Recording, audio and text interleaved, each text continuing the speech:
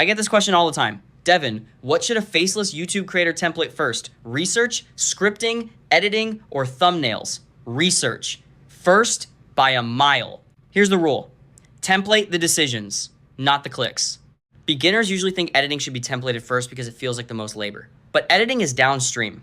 If the topic, angle, and promise are unclear, you're just editing bad inputs faster.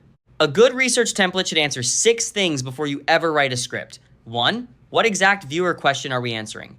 2, what's the search intent or curiosity gap? 3, what are the top 3 competing videos doing?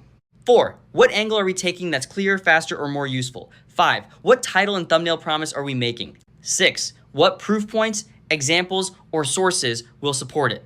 Once that's templated, scripting becomes fill in the blank. Thumbnails get easier because the promise is already defined. Editing comes last because editing templates work best after you've published enough videos to know your pacing, visual style, and shot patterns. So the order is research first, scripting second, thumbnails third, editing fourth. If you want to operationalize that, build one pre-production template that feeds the whole pipeline inside Satura. That's the priority.